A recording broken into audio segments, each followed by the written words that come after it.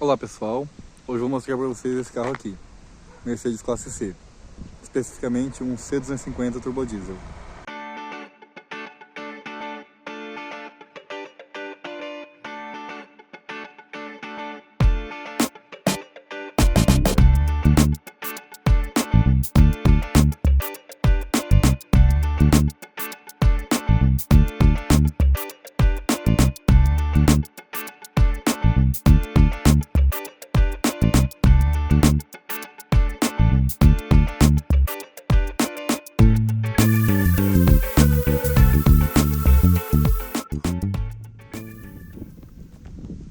Então pessoal, esse aqui é o Classe C de primeira geração, é o sucessor do Mercedes 190.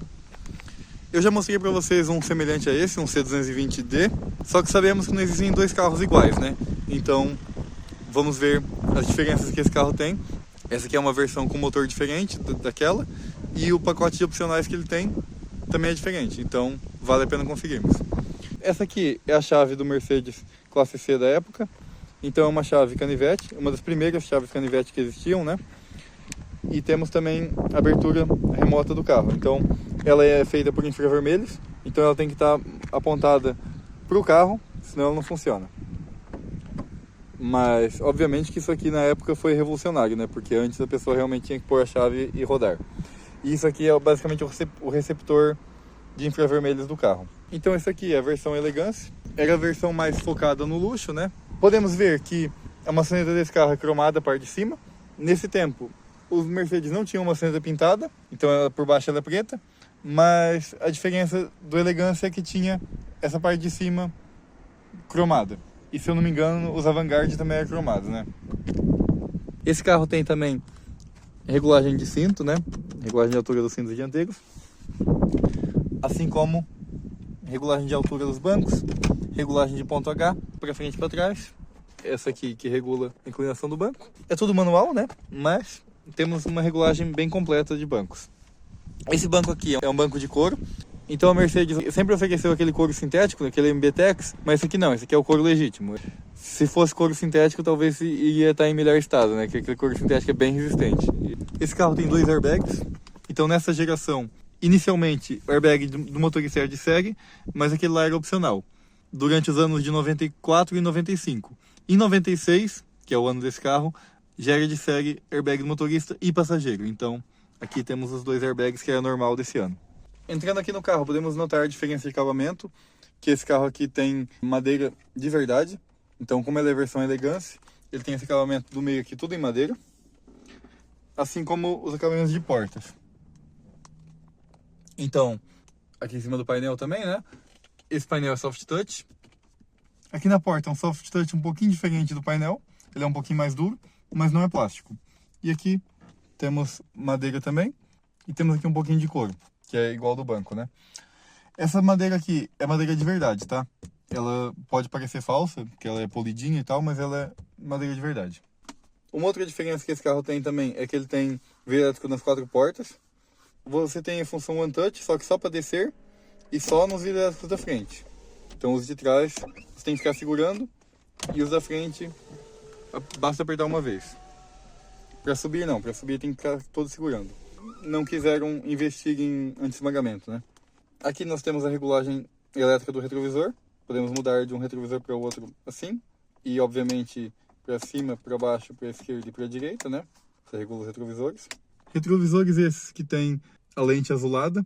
Então isso aqui é para reduzir o reflexo. Foi a forma que eles conseguiram para reduzir o reflexo sem ter nenhuma lente que escurecesse eletronicamente, né? Que era mais complicado fazer. Outros carros que tem isso, que vocês podem conhecer, é o Astra e o Golf 4 e o Astra G, né? Ambos têm lente azulada. Esse retrovisor do meio também é bem normalzinho, não tem nada fotocrômico. A função dia e noite é rodando aqui. Tem essas 2 luzinhas que é para indicar o funcionamento do imobilizador. Então quando você tranca o carro, pisca essa luz vermelha, assim o carro não liga. E quando você destranca o carro, pisca a luz verde, que significa que o carro está pronto para ligar, está com o imobilizador desativado. Aqui no quebra-sol temos um espelhinho, e é um espelhinho tapado, né? Então, tanto para o motorista quanto para o passageiro, um espelhinho com uma tampa. Infelizmente ele não tem luzes, né? Mas já temos um espelhinho bem tapadinho. Aqui é a luz de teto. Quando abre a porta, ela acende. Se você quiser desativar isso, você aperta aqui. Assim ela não acende nem com a porta aberta. E depois tem aqui para acender tudo. E aqui para acender só a luz de leitura do lado direito. E se você apertar aqui, ela acende a luz lá de trás. Aqui temos o botão do teto solar. Esse teto solar é aquele teto solar de metal. Então você não consegue abrir sua redinha e olhar no transparente. Realmente ele abre inteiro. Você não tem aquela função de deixar transparente e tapado ao mesmo tempo. Na versão facelift desse carro, ele deixou de ser de metal para passar a ser de vidro, né? Igual de carro mais moderno. Mas esse aqui não, esse aqui não é de chapa. Uma diferença notável daquele carro para esse aqui é que aquele lá tinha o ar-condicionado manual e esse aqui tem ar-condicionado digital. Esse ar-condicionado digital é bem intuitivo, você aumenta e diminui a velocidade da ventoinha aqui. Aqui você aumenta e diminui a temperatura. Modo alto, né? Que ele acende aqui alto. Temos também o desembaçador dianteiro e traseiro. Esse aqui é o modo econômico, que é para desativar o compressor de ar-condicionado. Aqui temos a função de mudar onde o ar está soprando. E aqui temos a recirculação de ar. E obviamente temos aqui o botão Rest. Se você apertar esse botão com o motor do carro quente, você tem ar quente sem ligar o carro. Ele puxa água quente lá do radiador com uma bombinha para dentro do radiador de ar quente, né? Então é uma função boa para climas mais frios. Esse rádio aqui é exatamente igual ao rádio que tinha naquele outro carro. É um toca-fitas com função auto-reverse. Você pode mudar aqui lado 1 ou lado 2. Atualmente eu não tenho nenhuma fita aqui, mas tenho esse adaptador aqui que é para ligar no telefone. É um conversor, né? Você liga aqui no telefone e você ouve a música que está tocando no telefone no rádio do carro. E aqui você empurra ele para dentro, ele já começa a ler. Aqui no meio temos esses botões aqui, obviamente o pisca-alerta, né? E aqui é para trancar e destrancar a porta. Você aperta aqui em cima, você tranca as portas. E você aperta na parte de baixo, você destranca elas. Elas têm um acionamento bem suave, porque elas são movidas a vácuo, né? Não são travas puramente elétricas. É feito para ser suave, né? Basicamente. Não é aquele acionamento barulhento que as trancas normais têm. Esse botão aqui serve para rebater os encostos de cabeça traseiros. Ele só funciona com o carro ligado. Então esse botão aciona uma válvula de vácuo lá atrás. Então se você apertar aqui, com o motor do carro ligado, os encostos de cabeça caem. Então é bem interessante, né? É uma coisa típica dos Mercedes dessa época. A minha classe E também tem isso. Aqui temos a nossa chave de seta. E essa chave de seta é interessante porque ela tem múltiplas funções. Então, obviamente, ela tem a função das setas para um lado e para o outro. Puxando para frente, você aciona o sinal de luzes. Se você ligar o farol e colocar para trás, você aciona a luz alta, né? E depois temos a função também do limpador. Então, quando você roda aqui, isso aqui é o limpador. Então, o limpador desse carro é daquele limpador mono, é um só que ele tem aquela função articulada. Então, o funcionamento dele é bem interessante. Se você apertar aqui, ele lava. Então, o lavador de vidros é assim. É um limpador muito eficiente, ele limpa muita água do vidro, principalmente por causa daquele braço articulado, né? Realmente ele funciona muito bem. A engenharia dele realmente é muito boa. Esse aqui é o nosso interruptor de faróis. Então é um interruptor de faróis bem típico da Mercedes. Até hoje eles são assim, parecidos com isso, né? Você liga o farol aqui, puxando uma vez para cima o farol de neblina, e aqui é a luz traseira de neblina. E se você voltar aqui, ele já desativa tudo. Aqui temos a luz de posição direita e a luz de posição esquerda, que são luzes para você deixar o carro parado bastante tempo à noite, para conseguirem ver teu carro, né? E essa luz é feita para gastar o mínimo possível de bateria. Então isso dura horas e horas com isso ligado, sem te dar problemas.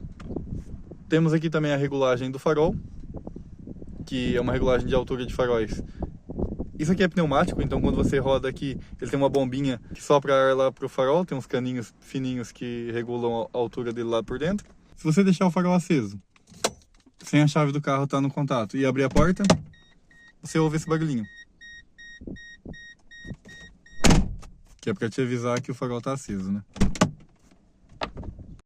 Esse carro tem porta-objetos nas portas, né? Obviamente, nas duas aqui da frente. Temos também esse porta-objetos debaixo do rádio. Aqui temos o nosso cinzeiro. Se quisermos limpar ele, apertamos aqui, ele sai essa parte. Podemos fechar aqui. Temos aqui um espacinho para guardar alguma chave, para guardar pequenos objetos.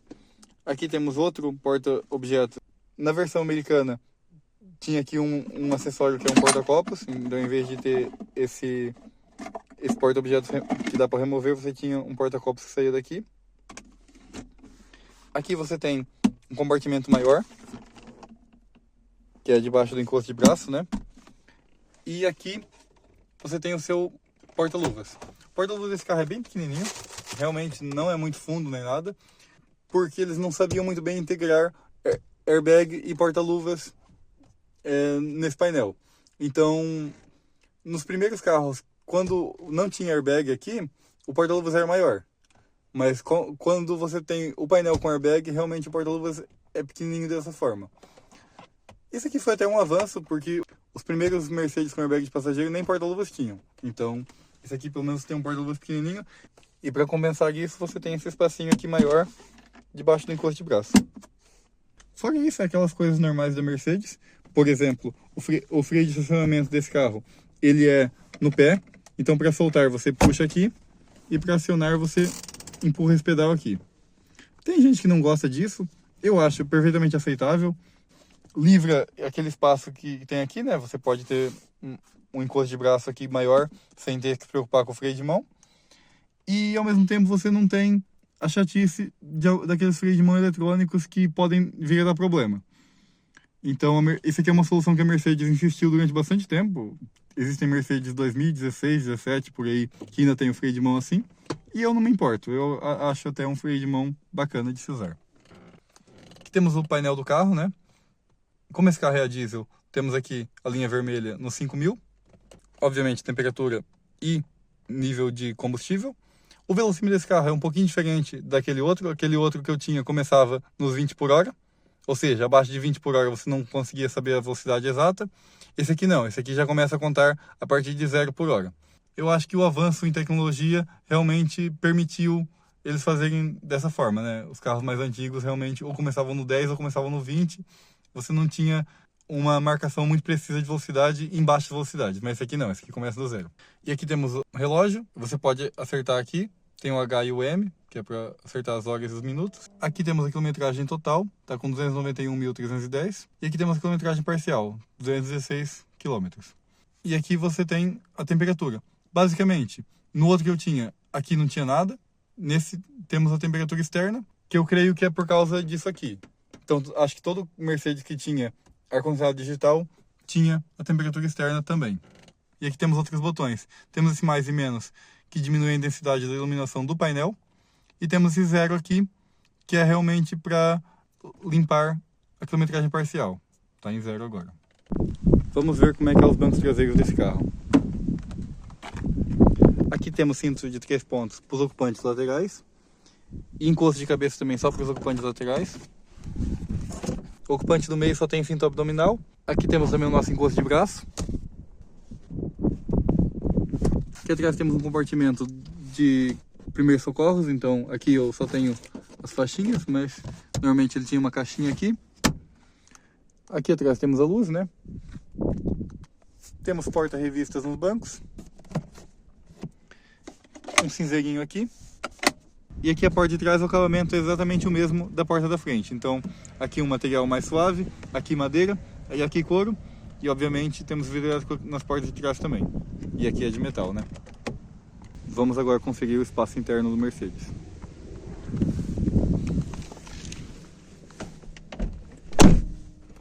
O espaço para a cabeça desse carro é bom. Não é nada de espetacular, mas também temos que levar em conta a época do carro, né? Esse carro é um carro dos anos 90 e realmente os carros naquela época eram mais pequenos por dentro. Mas mesmo assim, eu tenho 1,87 m e não me incomoda. Eu consigo andar aqui até bem, apesar de às vezes a cabeça raspar um pouquinho no teto.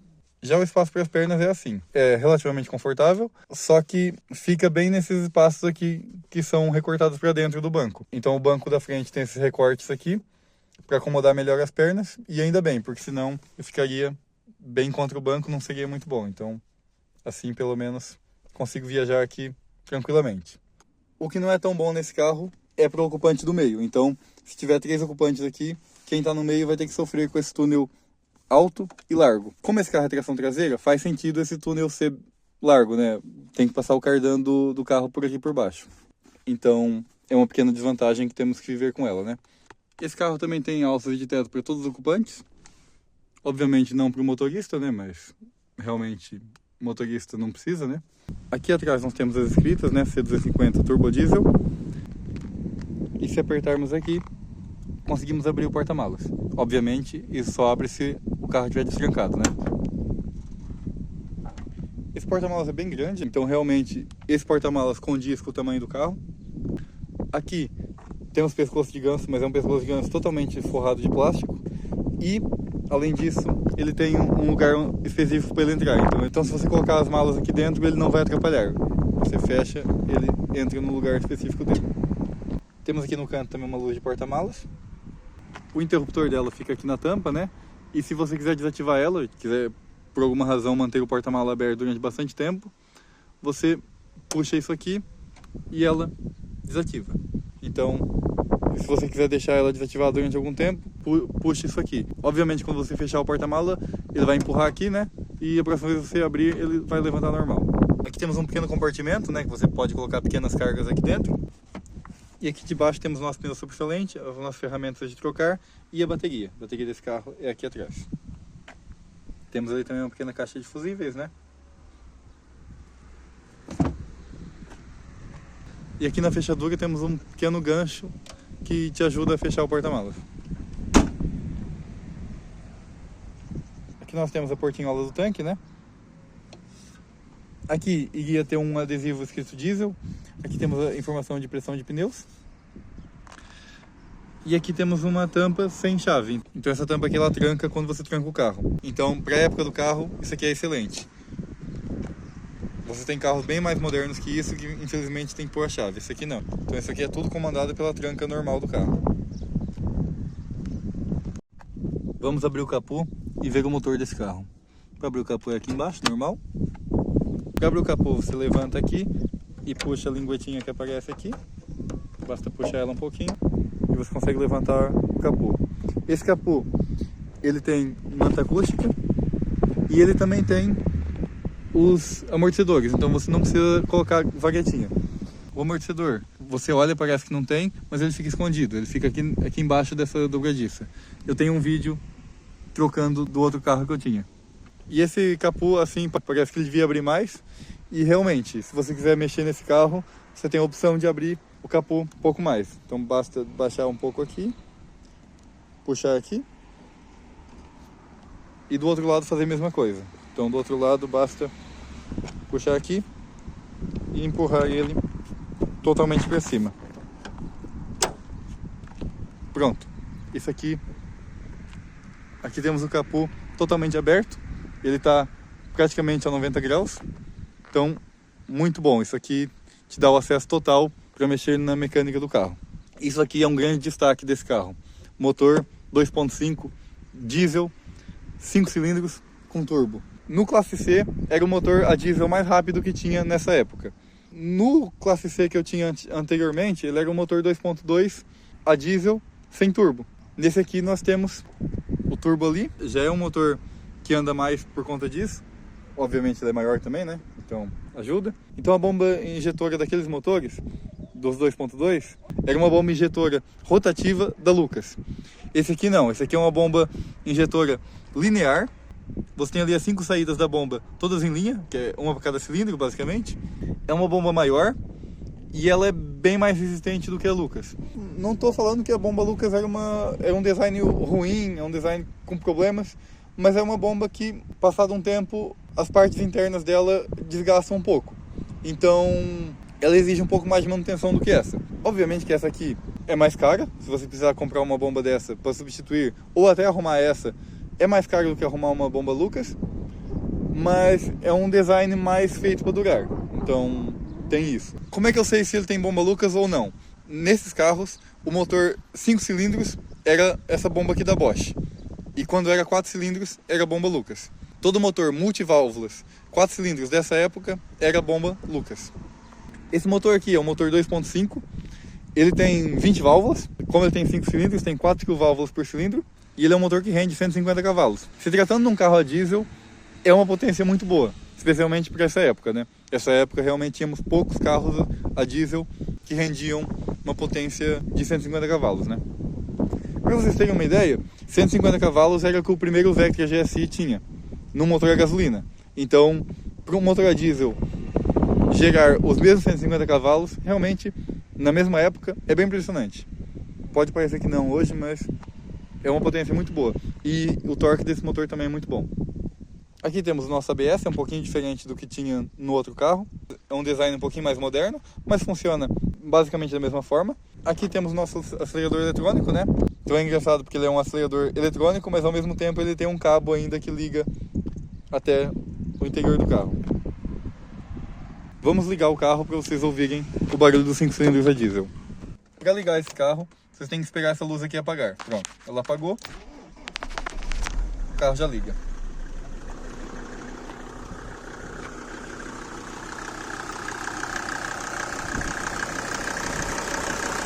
Esse é o barulho dos 5 cilindros a diesel. Na minha opinião, é um dos barulhos mais legais de motores a diesel. Eu gosto muito. E quando você acelera, realmente é uma acelerada bem macia, sabe?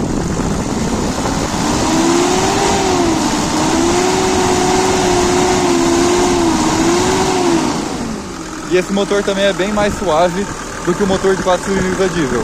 Realmente você nota que ele trabalha bem sereninho, né? Os motores 5 cilindros costumam ser um pouquinho mais suaves que os 4 cilindros mesmo, né? E para baixar o capô, estando nessa posição, você coloca ele aqui e baixa ele. Aí ele bloqueia nessa posição aqui, aí você consegue voltar à posição normal e fechar assim. Vamos andar nessa Mercedes e ver como é que é. Então nessa época, a Mercedes tinha motores de 4, 5 e 6 cilindros em linha, a diesel, né? Como o classe C é um carro mais pequeno, no classe C tinha 4 e 5 cilindros. Eu sempre fui muito fã de motores 5 cilindros da Mercedes. Realmente tem toda aquela tradição. Infelizmente hoje já não existem mais. Então o último motor 5 cilindros a diesel que foi equipado num carro da Mercedes foi do C270 e do E270 de geração depois desse. Em 2006 eles acabaram. E por que acabaram? Porque eles descobriram que não tinha por que você fazer um motor de 5 cilindros. Então o que substituiu esse motor de 5 cilindros foi exatamente o mesmo motor de 4 cilindros, só que colocaram um turbo a mais. Então, em vez de fazer um motor de 4 e um de 5 cilindros, fizeram um de 4 cilindros com um turbo só e o outro com biturbo. Então o biturbo substituiu o de 5 cilindros. E falando a verdade, fica mais barato de produzir dessa forma, fica mais eficiente, os motores são mais econômicos. A questão de confiabilidade é praticamente a mesma coisa, porque, ok, você tem 2 turbos, que é o dobro de peças para dar errado em questão de turbos, só que você também tem um cilindro a menos. Então isso foi a tática da Mercedes, eliminaram o de 5 cilindros e ficaram com o de 4 cilindros e com o de 6. A diferença é que o de 4 pode ter um turbo só ou 2. Como é que é a experiência de direção desse carro aqui? Vocês sabem que eu sou muito fã de Mercedes e gosto muito dessa plataforma W202, só que esse carro aqui é completamente diferente daquele classe C que eu tinha antes, que era um C220. Aquele carro era um motor 2.2 sem turbo, então ele tinha 95 cavalos. Parecia pouco, mas conseguia andar até minimamente bem. Esse carro não, esse carro tem 150 cavalos, tem a mesma potência do meu E220. O meu E220, ele não é 5 cilindros, né? Ele é 2.1, 4 cilindros, só que ele tem injeção direta, o que esse carro não tem. E o desempenho desse carro é bem semelhante ao meu outro. Obviamente que é um motor maior, sem injeção direta, então o turbo demora um pouquinho mais para encher do que demora no meu E220, mas é um desempenho bem comparável, assim, realmente ambos os carros têm um desempenho bem parecido. E esse carro de 5 cilindros realmente tem um charme. Esse motor, quando você pisa mais nele assim, ele acelera, você sente, sabe? É diferente. Eu gosto muito dos Classe C dessa época e realmente são carros que hoje em dia são muito baratos, são os Mercedes mais baratos que se podem comprar. E você tem um carro que não é nem tão antigo, né? É um carro que ainda tem alguns dos confortos dos carros modernos. E nessa versão aqui de 5 cilindros turbo diesel, realmente é o melhor que você pode ter de equilíbrio entre desempenho e economia numa Mercedes barata desse jeito, né? Então eu acho que vale muito a pena sim. E é bacana isso, um motor de 5 cilindros turbo, diesel, com câmbio manual. Os Mercedes mais novos pegam com um motorzinho um pouquinho mais potente, já é câmbio automático. Já tira um pouco daquela diversão de dirigir eles. Esse aqui, câmbio manual, do jeito que eu gosto, bacana. Então, pra quem não sabe, existe uma diferença entre as versões de acabamento dos Mercedes. Então, essa versão aqui é a versão Elegance, é a versão focada no conforto. Comparado com aquela anterior, que era uma versão Sport, essa aqui é mais confortável. Eu prefiro o carro assim, eu prefiro o Mercedes mais confortável do que esportivo, sabe? Eu gosto mais de um carro que dê mais conforto. Então era muito interessante nessa época. Você tinha acertos de suspensões diferentes para as versões Classic, que é a básica, que era a mais simples. Você tinha a versão mais de luxo, que é essa aqui, que é a versão Elegance, que era um pouco mais focada em realmente conforto, né? E você tinha a versão de topo, que era a Vanguard, que era mais focada em esportividade. Então na Vanguard você não tinha uma suspensão molinha igual nesse carro, era um pouquinho mais rígida. A minha E220, por exemplo, é uma Vanguard e eu sinto que aquele carro é um pouquinho mais duro que esse. Dá pra sentir, sabe? Esse carro é mais velho e é mais macio. Claro, o acerto de suspensão daquela é melhor se você quer dirigir esportivamente, né? E esse carro é bacana porque ela já é uma Mercedes a diesel com desempenho melhor. Não é aquele desempenho que você sabe que é um carro que foi feito para economizar combustível. E o consumo de combustível desse carro realmente me surpreendeu. Eu achei que esse carro ia beber mais, mas ela bebe mais ou menos o mesmo que a C220 que eu tinha. Eu acho que até por ter o turbo, né, ela acaba sendo um pouquinho mais eficiente, apesar de ter um motor maior e de ter mais potência, o consumo mantém-se mais ou menos o mesmo. O que eu fiquei surpreso quanto a isso. E eu gosto muito dessa geração de Mercedes, principalmente pelo custo-benefício que elas têm. Então, esse carro não é a minha primeira W202 e certamente não vai ser a minha última. E, por exemplo, essa E250 Turbo Diesel, atualmente ela está mais barata do que a 190 2.5 Turbo Diesel, que é a antecessora dela. E digo mais, com o preço de uma daquelas, você consegue comprar esse carro aqui, que é um 2.5 Turbo Diesel, que é um motor que tem mais potência do que a 190 2.5 Turbo Diesel, e uma 190 com motor 2.0 4 cilindros diesel. Então você consegue comprar uma 190 e uma 2.5 Turbo Diesel pelo preço de uma 190 2.5 Turbo Diesel. É bizarro, sabe? Eu quero uma 190, então compre uma 190 2.0 e compre uma dessa. Aí você vai ter um 190 e você vai ter um carro 2.5 Turbo Diesel. O melhor de dois mundos, sabe? Quero andar com um carro mais clássico, anda com a 190. Quero andar com um carro mais rápido, anda com essa aqui. Aquele carro é bom, é bacana, tem uma 190 um pouquinho mais rápida, só que o preço que o pessoal pede realmente não faz sentido, parou de fazer sentido. Se você quiser uma 190, compra ou a 2.5 diesel normal, sem turbo, ou se não a 2.0, que é a base, né, a normal, igual eu tinha. E esse carro também tem na versão Wagon, né? Então pra quem gosta de uma perua, realmente é uma ótima escolha. Eu também acho que esse carro é bem bonito também. Tem um pessoal que não gosta muito, mas eu acho bem bacana. Então, pessoal, basicamente é isso. Então aqui do lado tem outros vídeos se quiserem ver. Muito obrigado por assistirem e até o próximo vídeo.